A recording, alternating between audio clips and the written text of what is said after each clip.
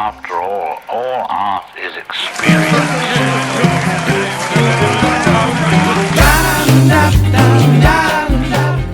Well, Gary, here we are on another classic walk and talk, company doctor style.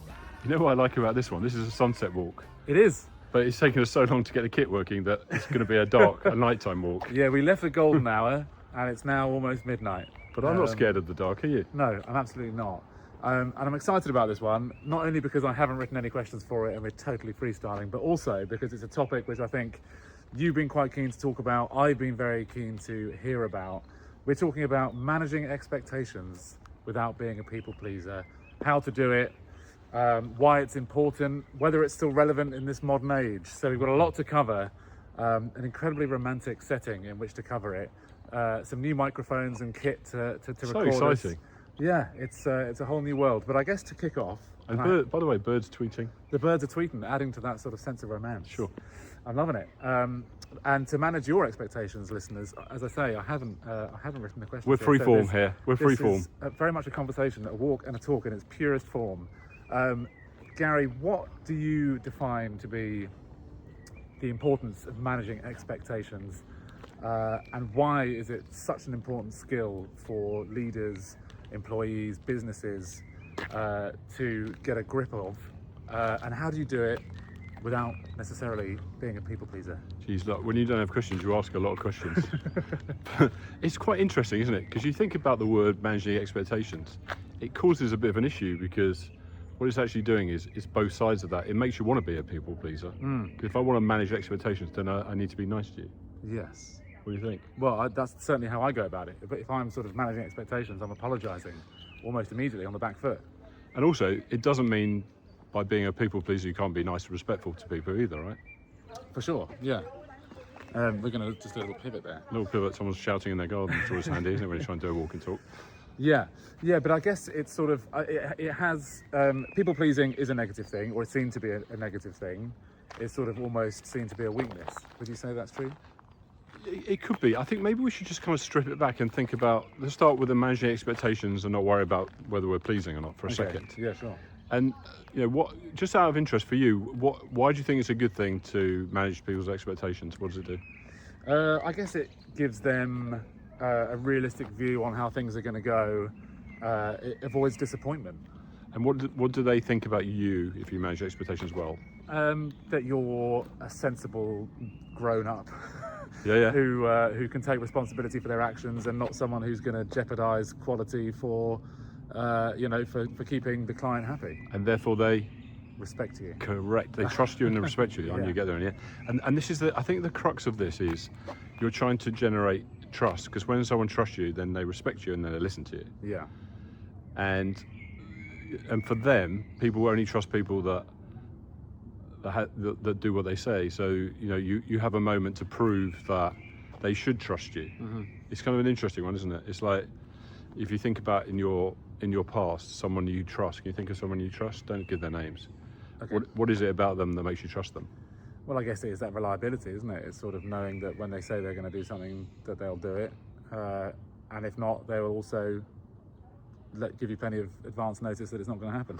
No, exactly. So therefore, if you expand it out and you think about it, if you want to manage expectations, there's sometimes going to be some bad news. Yeah.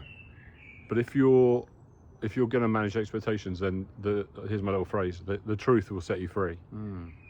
Nice. So somehow you got to be truthful. And what people worry about is, well, I'm going to piss them off and they're going to shout at me, and or they think I'm not a nice person, or they won't love me anymore. That's kind of what goes through people's heads.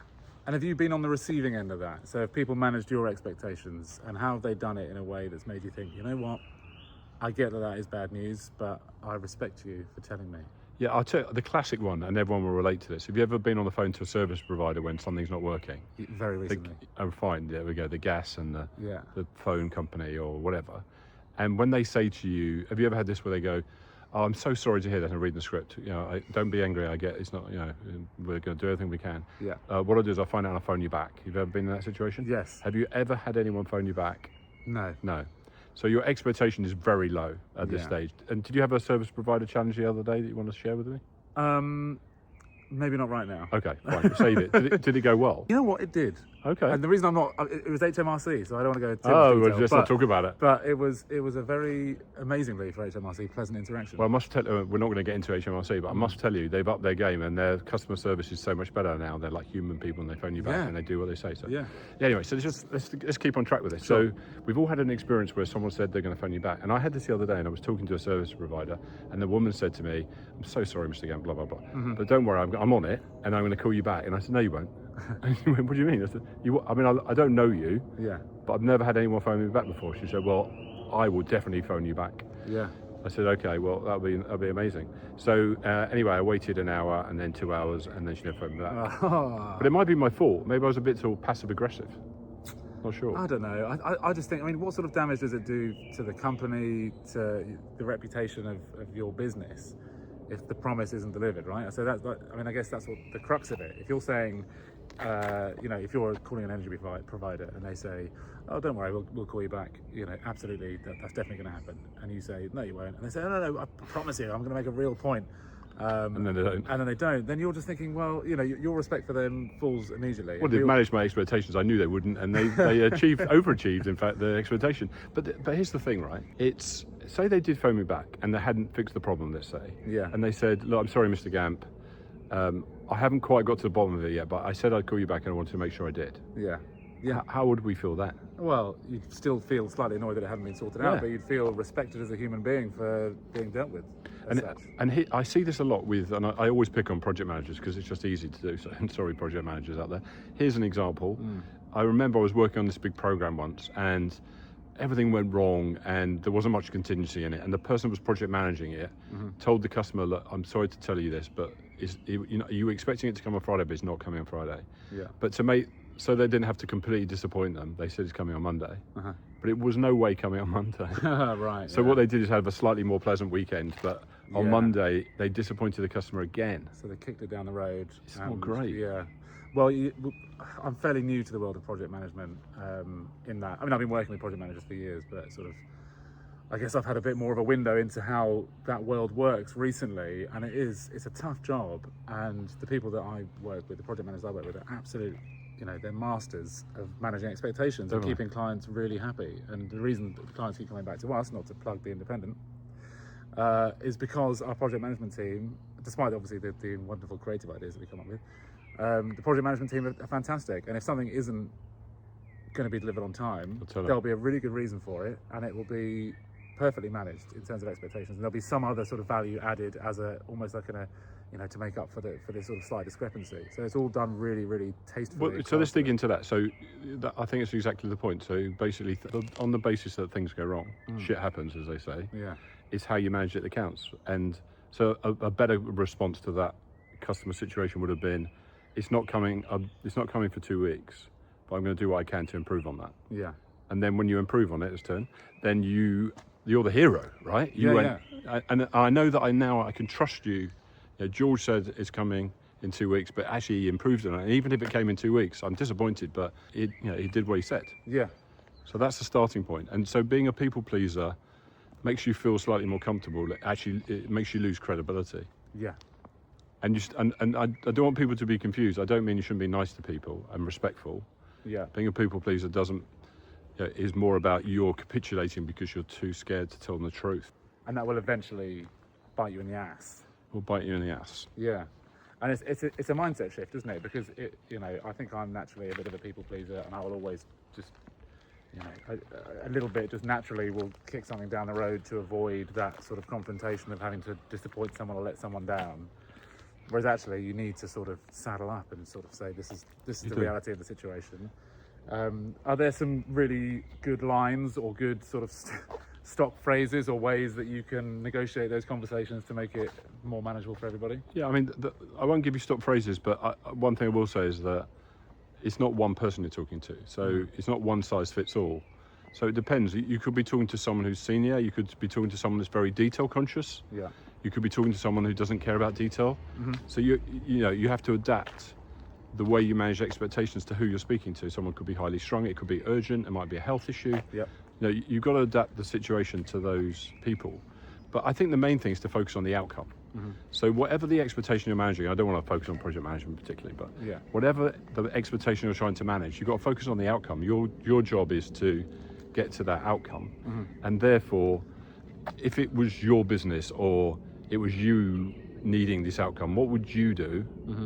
And how would you like to be spoken to? Yeah. And how would you like to be responded to? And Yeah. I think probably the most important one is that you give people feedback, even when it's not good news. Yeah. And sometimes it is good news, by the way. Yeah.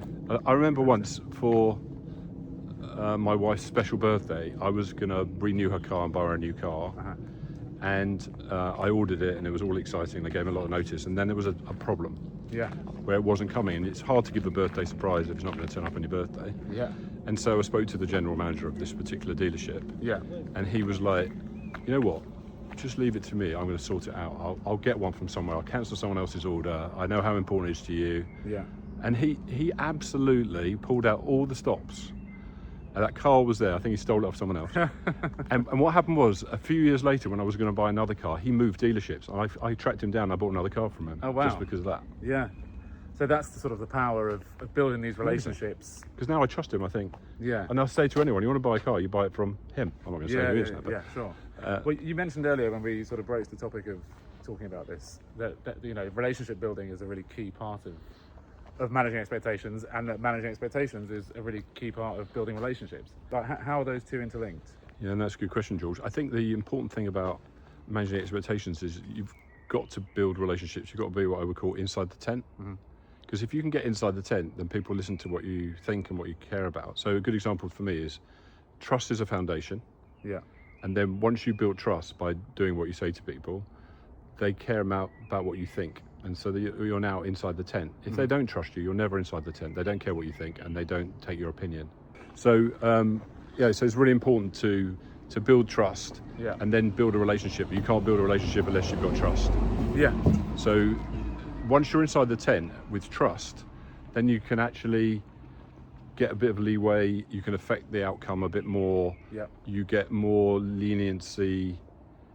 You get more slack. But also people enjoy the experience with you more because you've gone out your way to get closer to them and understand where they're coming from. And they'll keep recommending you, as you did with the guy just that the whole sold the experience car. is good. Just like, over the years, my reputation's been built on my credibility, which is doing what I say and communicating and managing expectations. I think if in life, if you can, my bugbear about be on time and manage and do what you say, your life's easy. Yeah. Keep walking. I know that sounds flippant and almost too easy, but it's a really difficult thing to sort of manage and to master. Is it as simple as that, do you think? Like, obviously there are other parts to it, and when it comes to relationship building, it's all based on years of experience and nurturing relationships and networking and stuff that we've covered a lot of the times in the past. Would you say that, in terms of like core fundamentals of relationship building, is it very much just about establishing that trust, and by doing so, being able to manage those expectations and and being the guy that says what they do and do what they says? It's really interesting, and probably some people might throw their shoes at the screen when they're watching this. About 20 odd years ago, I was running a very large outsourcing project. It was 2.5 billion in 33 countries or something like that. And I built a big team of 50 people to help me with the work and the due diligence. And there was a guy in the team, I'm going to name him out, he lives in New Zealand, called James. And I was a manager of lots of people, or 2,000 people, whatever. But James' comments to me were always, don't worry, leave it to me, I'll sort it out. Pretty much on anything I came up with. Yeah. But he absolutely did. He absolutely did. So anytime he said he was gonna, some people say, leave it to me, I'll sort it out, and then they don't. That's worse, better not to offer, Yes. And what happened was, I kind of gave him a bit of a shout out, or it might be on one of our podcasts. And I was thinking about him. I thought I'd love to get hold of him, because I always tell people about, like I'm doing now, about James. Yeah. And he sent me a message the other day saying, I just sort of check in, say how you're doing. Oh, nice. But that's what I remember about him. And as a manager, it made me feel safe. I've got someone in my team I can rely on. Yeah. Well, James, if you're listening, which I'm sure you are, get in touch, get on the podcast. We'd love to have you. And what you said there about having that sort of reliable person on your team, it counts for a hell of a lot. I think that's something that employees can sort of take note of, right? As you've said in the past, but I think it's really resonant, is make yourself that person that can make your bosses or your senior stakeholders or your clients' lives easier. And that's part of that relationship building, right? I mean, It is, and I haven't really answered your question. I think I do. Is that the right thing to say? I'm quite convinced, actually, that obviously you need to be more than do what you say, because you might do rubbish and be shit. Yeah. But if you're quality and you do what you say, it goes a long way. Yeah, you think about, it's a win-win, isn't it? If you help a customer, they appreciate it. I'm going to talk about pushing back in a minute. Okay. If you're a manager and you've got someone in your team that you can rely on, it's got to be a good thing, hasn't it? In your family life, like, people know me that, I always turn up. If it's snowing, raining, or whatever, I'll be there, and they know that I'll be there. Yep. But then on the other side of it, and this is moving away from the people pleaser side, if you do those things and you're professional, you can earn the right to push back. Do you know what I mean by that? Yeah, I guess you don't always have to acquiesce. Yeah, a good example is I don't have to mention a project again, but I was working on a kind of very complicated people-related program, and there was an intermediary team, and the company I was supporting, it wasn't my own company, but I was supporting a project. They were failing on a regular basis, so the end customer just had enough of it. It was going wrong. Literally, they mismanaged everyone's expectations. But the intermediary, who was part of the team, got really aggressive and wanted to keep changing out the project team. So he changed the project team out 5 times and never took responsibility for it. Right. So I got hired to help bring it back on track.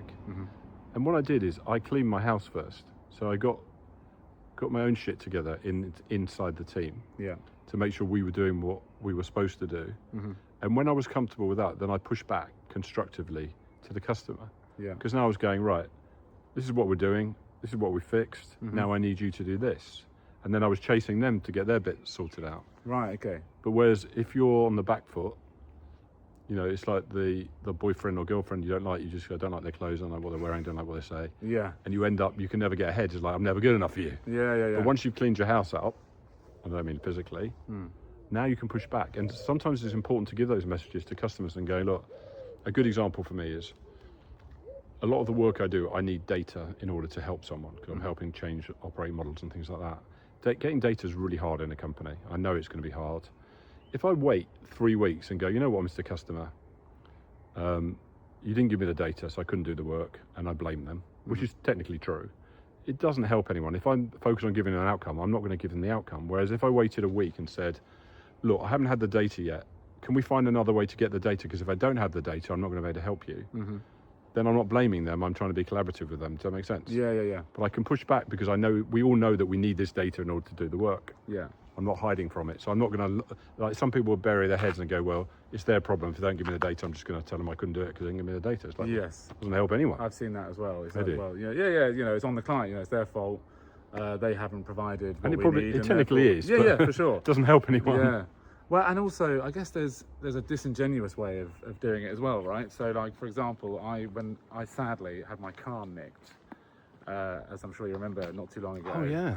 And the police called up and said, Mr. Claude, we're so sorry to hear about what's happened. We are going to do everything in our power to get this car back for you. We won't rest. We're going to be knocking on every door.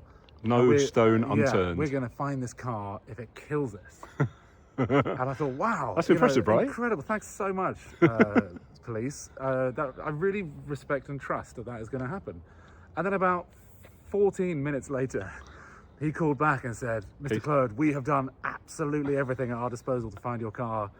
And I'm afraid it's bad news. We can't find it. Now, to me, that initial statement was really reassuring. And I thought, that's fantastic. How wonderful. And if it was a client, if it was someone that I was trusting to do an important business transaction or whatever, I would have thought, brilliant. I'm in safe hands. But the fact that they called back so soon afterwards with the message of sort of letting me down. I think it's impressive they waited 15 minutes, to be honest. Yeah. I If know. they'd waited a day, you would have half believed it, wouldn't you? Exactly. That leads me to the question, are there ways in which to do this that really do see, that are there ways of sort of dropping the ball and being like the policeman who clearly hadn't done anything in his power to find my car? No, I think you shouldn't drop the ball. Yeah. I mean, look, there's loads of examples where if you've had a customer problem and you fix it, they love you more, right? And you can end up with a better relationship. But you absolutely shouldn't create shit so that they like you more. Yeah. So, you know, you should do your best. And so when you're managing expectations, it's based on honesty and trust. Yeah. So, you know, I'm a firm believer in that. And if someone doesn't try very hard, then I don't want to work with them. Okay. I don't want someone lazy. I mean, if it's a policeman, I can't help him because he's not. Well, But my expectations would have been they're not going to do anything because they haven't got time. Yeah. And I might have said that. Yeah. But I'm like that. I'm a bit pushy like that. And Why are you walking behind me? You're scaring me a little bit. Can you walk I'm with me? stalking you, yes. Well, I wasn't sure where we were going. I don't know either. This is spontaneous. It is. Do you have any advice for natural people pleasers? Because this is all about managing expectations without being a people pleaser. And I know that we've talked about establishing trust and not being afraid to deliver bad news. I know those things are important. Is there anything else that you can say to people who are natural people pleasers, who are in positions where they have to manage expectations and occasionally deliver bad news, how to deal with it? Yeah, I do, because it's really unfair to say this, right? So if you're a people pleaser, it's because you're a certain personality where you don't want to upset people and you care about people. So I don't want to be disparaging about that because you're coming from the right place. But actually what happens is you're on a journey of disappointment for yourself and for them. So sometimes you've got to stop. And I'm not saying you should be super confident and brazen, but the starting point is every time you people please, you're undoing yourself. I'm not saying you should be nice to people and care about people. That's not what I'm saying. This is more in a defensive mode where you're trying to avoid a confrontation. You don't have to head into a confrontation, but what you should think about is every time you're a people pleaser, you're taking another notch towards disappointment. And so sometimes just stop and think. Even if you say, look, let me come back to you, and you go and have a little think or cry in the room or something. Yeah. You know, because it's unfair to say you shouldn't be a people pleaser if you're that way inclined. But it's not so much about, you know, people pleaser. It's more about you don't want to be in confrontation. Yeah. And you don't have to be in confrontation. You just have to get your shit together, get your facts together, and think about what you can manage expectations. So, for example, if you can't find an answer, like you don't know if it's coming in 2 weeks' time, then you say to them, "Let me go away and look into it," but definitely come back to them. Yeah. And even they go, "I'm sorry, I've looked into it. It's actually 3 weeks." They're going to be real upset with you. But I'm going to do everything I can, like your policeman, to bring it back into sooner, and then do it, because then you're a hero. Yeah. Yeah, that's concrete advice, and I think, you know, the person who said that they would definitely call you back could learn a thing or two from that. Still waiting. You know, Still waiting for your call. Yeah. No, it's good. I think I've covered everything I wanted from this, and as we know, this is all very much about what I want personally from these discussions. This is my own personal. I know. I'm pleased that you've had this coaching, and you're pretty good at it.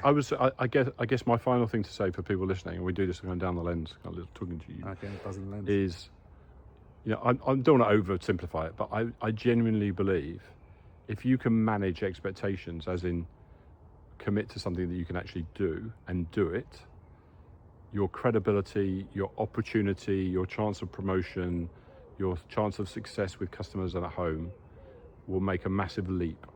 It sounds like a big claim, but I guarantee you, don't offer a result if you can't do it. You'll undo all the good that you could do. Yeah.